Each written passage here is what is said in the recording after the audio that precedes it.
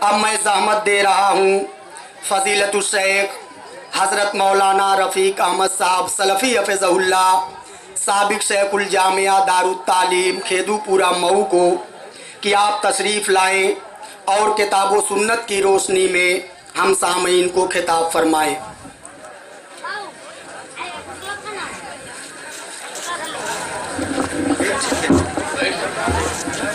ورحمۃ اللہ وبرکاتہ۔ الحمدللہ رب العالمین والصلاة والسلام علی سید الانبیاء والمرسلین محمد وآلہ وصحبہ اجمعین، اما بعد۔ اعوذ باللہ السمیع العلیم من الشیطان الرجیم، فمن زحزح عن النار وادخل الجنہ فقد فاز۔ وعن عقبۃ بن عامر رضی اللہ تعالی عنہ قال قلت یا رسول اللہ من نجات؟ قال امسک علیک لسانک ولیسعک بیتک وابکی علی خطیئتک، رواہ الترمذی۔ گرامی قدر علماء کرام، بزرگوں اور نوجوان ساتھیوں، اسلامی ماؤں اور بہنوں، قبل اس کے کہ میں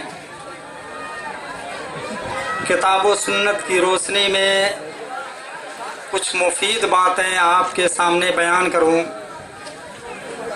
جو لوگ باندھ پر کھڑے ہوئے ہیں، یہ راستہ ہے، عام راستہ ہے، اور ہمارے نبی جناب محمد رسول اللہ صلی اللہ علیہ وسلم کی یہ تعلیم ہے، اماطۃ الاذی عن الطریق، صدقہ، راستے سے تکلیف دہ چیز کو ہٹانا یہ صدقہ ہے، یہ ثواب کا کام ہے۔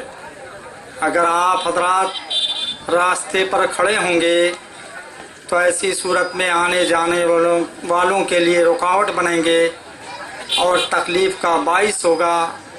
اس لیے نبی کریم صلی اللہ علیہ وسلم کی اس تعلیم کو ملحوظ خاطر رکھتے ہوئے عام راستہ چھوڑ کر کے جو جلسے گاہ کی جگہ آپ کے لیے بنائی گئی ہے، دری بچھائی گئی ہے، اس پر نہایت اطمینان و سکون کے ساتھ بیٹھیں، اس لیے کہ اسلام نے چلنے پھرنے، اٹھنے بیٹھنے، کھانے پینے، پیشاب پائخانہ کرنے، ہر چیز کی تعلیم دی ہے اور ہر چیز کے آداب سکھلائے ہیں۔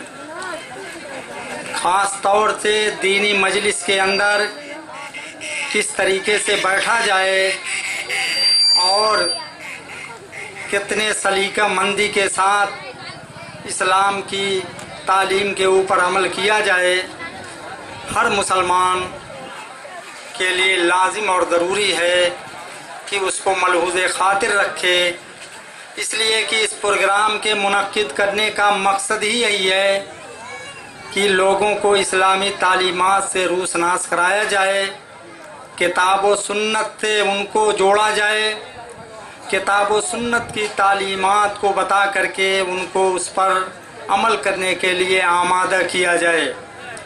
آج کا یہ دینی و اصلاحی اجلاس عام جن نوجوانوں کی کوشش و محنت کا ثمرہ ہے، اللہ رب العالمین سے میں دعا گو ہوں کہ اللہ رب العالمین ان نوجوانوں کی کوشش و محنت کو شرف قبولیت سے نوازے اور دنیا اور آخرت کے اندر ان کو اس کا بہترین صلہ نصیب فرمائے کہ انہوں نے ہم کو اور آپ کو یہاں کچھ قرآن و حدیث کی باتوں کو کہنے اور سننے کا یہ سنہرا موقع نصیب فرمایا۔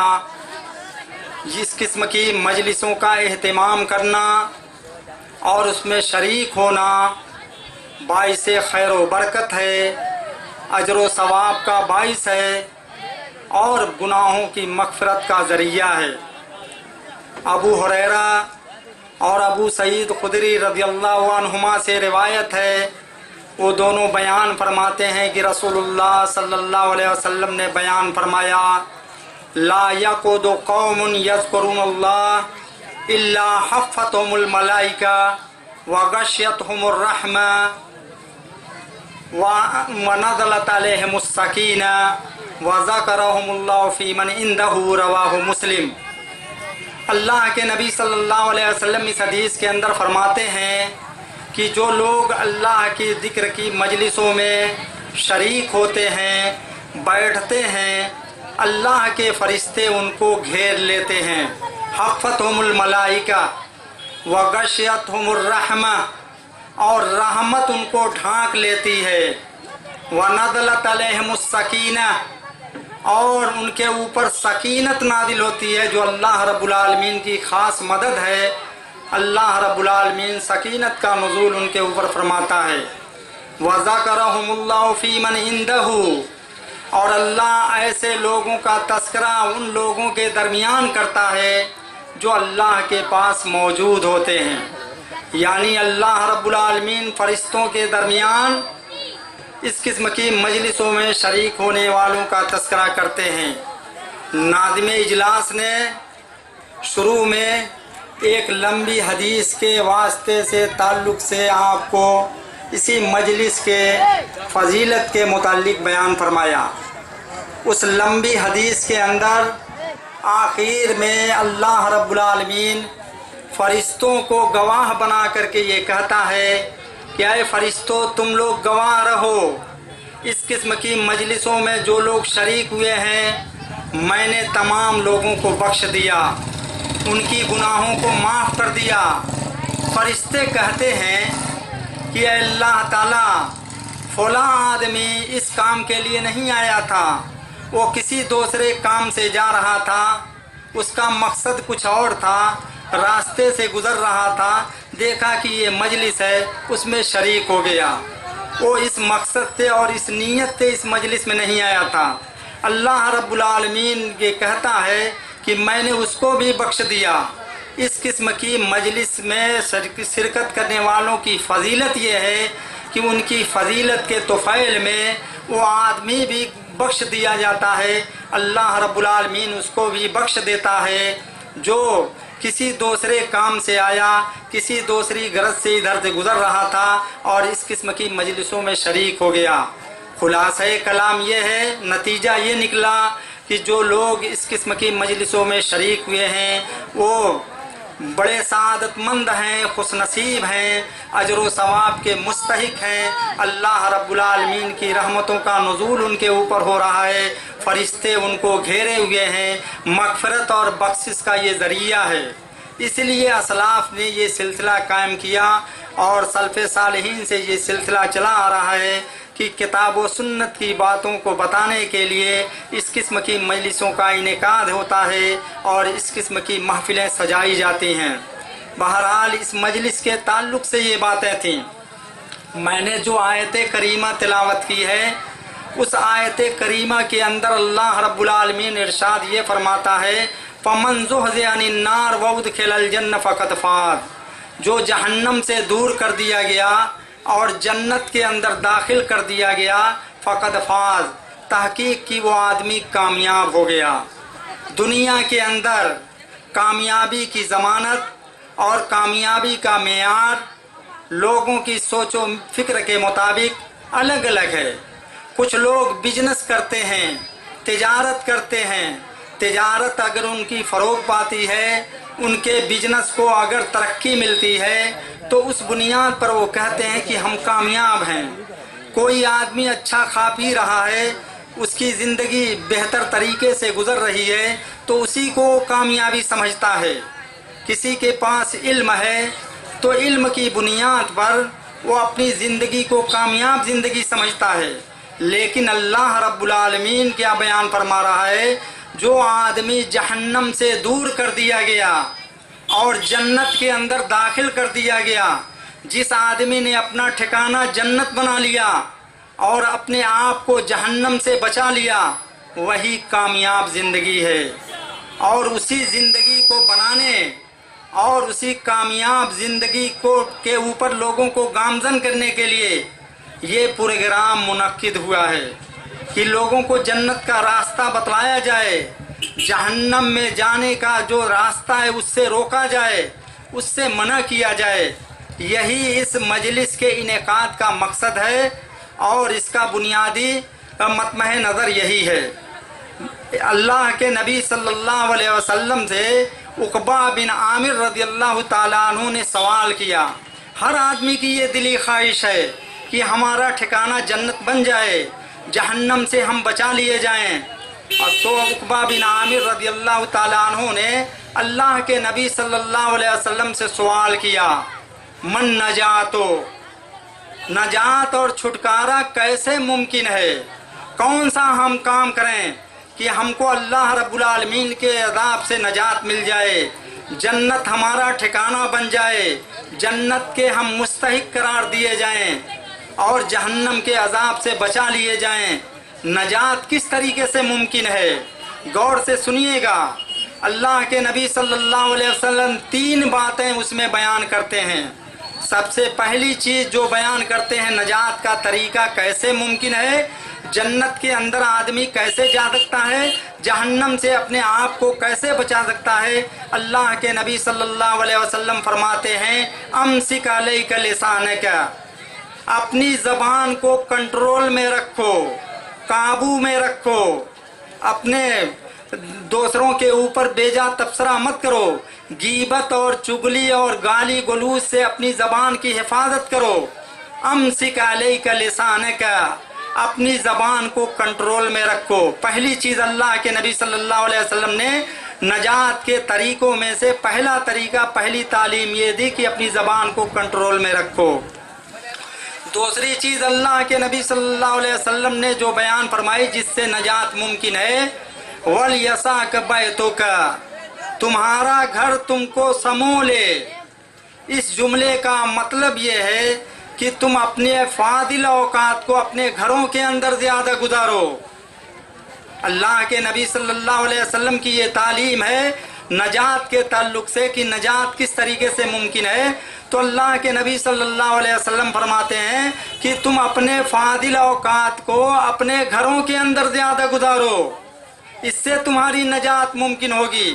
اس لیے کہ لوگوں کے درمیان بیٹھو گے، اس طریقے سے ایک دوسرے کی غیبت ہوگی، ایک دوسرے پر تبصرہ ہوگا اور ایک دوسرے کی پیٹھ پیچھے شکایت ہوگی. اس سے محفوظ رہو گے.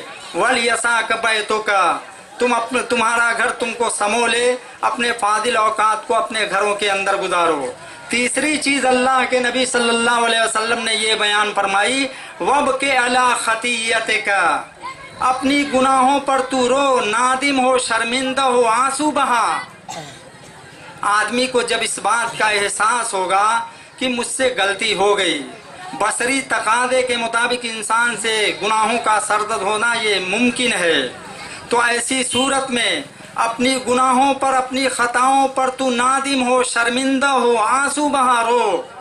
اس کا جب احساس ہوگا اور تبھی آدمی آنسو بہائے گا.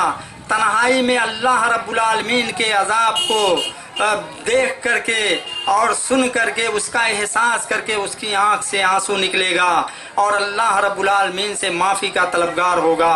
یہ 3 چیزوں کو کرو، نجات ممکن ہے، اللہ کے عذاب سے چھٹکارا پا جاؤ گے. اسی طریقے سے نواس بن سمان سے ایک روایت ہے، وہ کہتے ہیں کہ میں نے رسول اللہ صلی اللہ علیہ وسلم تو رسول اللہ صلی اللہ علیہ وسلم عن البر والاسم، میں نے رسول اللہ صلی اللہ علیہ وسلم سے نیکی اور گناہ کے بارے میں سوال کیا تو اللہ کے نبی صلی اللہ علیہ وسلم نے فرمایا، البر حسن الخلق، نیکی کیا ہے؟ اچھا اخلاق. اچھا اخلاق کیا ہے؟ نبی کریم صلی اللہ علیہ وسلم کے اخلاق کے بارے میں اماں عائشہ صدیقہ رضی اللہ تعالی عنہ سے پوچھا گیا کہ آپ صلی اللہ علیہ وسلم کا اخلاق کیا تھا، آپ کے عادات و اطوار کیا تھے؟ تو اماں عائشہ نے بیان فرمایا کہ کان خلقہ القرآن، آپ کا اخلاق قرآن تھا. قرآن کو پڑھ لو، قرآن کو دیکھ لو، یہی نبی کریم صلی اللہ علیہ وسلم کے اخلاق تھے، یہی آپ کے عادات و اطوار تھے. تو اللہ کے نبی صلی اللہ علیہ وسلم نے نیکی کے بارے میں بتایا کہ اچھا اخلاق. گناہ کے بارے میں پوچھا سوال تھا، گناہ کے بارے میں اللہ کے نبی صلی اللہ علیہ وسلم بیان فرماتے ہیں، ما حاکا فی نفسک وکرہت ان یطلع علیہ الناس، جس کام کے کرنے میں تمہارا دل کھٹکے، اور کیا ہے وَكَرِهْتَ أَن يَطَّلِعَ عَلَيْهِ النَّاسُ، اور تم لوگوں کے باخبر ہونے کو ناپسند سمجھو۔ آدمی رازدارانہ طور پر چھپ چھپا کر کے کوئی غلط کام کرتا ہے تو اس کی یہ سوچ اور فکر ہوتی ہے کہ کسی کو اس کی جانکاری نہ ہو، کسی کو اس کا علم نہ ہو، کسی کو اس کی معلومات نہ ہو، تو آدمی اس چیز کو ناپسند کرے۔ ما حاک فی صدر کا، جس کام کے کرنے میں تمہارا دل کھٹکے، یہ ابتدائی حالت ہوتی ہے۔ جب ایمان مضبوط ہوگا اور گناہ سے آدمی اپنے آپ کو بچائے گا، شروع میں یہ معاملہ ہوگا ابتدائی حالت، لیکن گناہ پر گناہ کرتا جائے گا تو ایسی صورت میں بڑا سے بڑا گناہ بھی کرے گا تو اس کا دل کھٹکے گا نہیں اور لوگوں کے باخبر ہونے کو ناپسند بھی نہیں کرے گا۔ ایسا معاملہ ہے۔ اس کی مثال اس طریقے سے سمجھ لیجئے کہ کسی کو سونگھنے کی طاقت ہے، صلاحیت اللہ رب العالمین نے دی ہے، قوت شامہ کے ذریعے وہ خوشبو اور بدبو کے درمیان تمیز کرتا ہے، اس کو محسوس کرتا ہے کہ یہ خوشبو ہے، یہ بدبو ہے۔ لیکن ایک آدمی اگر گندگی ہی میں رہتا ہو، جہاں بدبو ہی بدبو ہو، تو ایسی صورت میں اس کی قوت شامہ ختم ہو جاتی ہے، اس کا احساس مر جاتا ہے، اس کا دل مردہ ہو جاتا ہے، پھر وہ تمیز نہیں کر پاتا کہ خوشبو ہے کہ بدبو ہے۔ اس لیے جس چیز کے کرنے میں تمہارا دل کھٹکے اور تم لوگوں کے مطلع ہونے کو ناپسند کرو، باخبر ہونے کو ناپسند کرو، یہ گناہ ہے، یہ معصیت کا کام ہے۔ یہ تمیز اللہ کے نبی صلی اللہ علیہ وسلم نے بیان فرمائی کہ کیسے ایک آدمی نیکی اور برائی کے اندر تمیز کرے گا۔ خلاصہ کلام یہ ہے کہ ہم کو اگر جہنم سے اپنے آپ کو بچانا ہے، اپنا ٹھکانہ جنت بنانا ہے، تو عقبہ بن عامر کی روایت کے اندر جن 3 چیزوں کا اللہ کے نبی صلی اللہ علیہ وسلم نے حکم دیا ہے اس کی پابندی کی جائے، اپنی زبان کی حفاظت کی جائے، اپنے فاضل اوقات کو گھروں کے اندر گزارا جائے اور اپنی گناہوں پر نادم اور شرمندہ ہویا جائے، رویا جائے، اللہ رب العالمین کی بارگاہ میں آنسو بہایا جائے۔ اس طریقے سے نجات ممکن ہوگی۔ اللہ رب العالمین سے یہ دعا ہے کہ اللہ رب العالمین ہمیں قرآن و حدیث کے مطابق زندگی گزارنے کی توفیق نصیب فرمائے اور ہم کو زندہ دلی کے ساتھ زندگی گزارنے کی توفیق نصیب فرمائے۔ قرآن و حدیث کی تعلیمات کے مطابق ہمیں اپنے سب و روز کو بسر کرنے کی سعادت نصیب فرمائے۔ وآخر دعوانا الحمدللہ رب العالمین، والسلام علیکم۔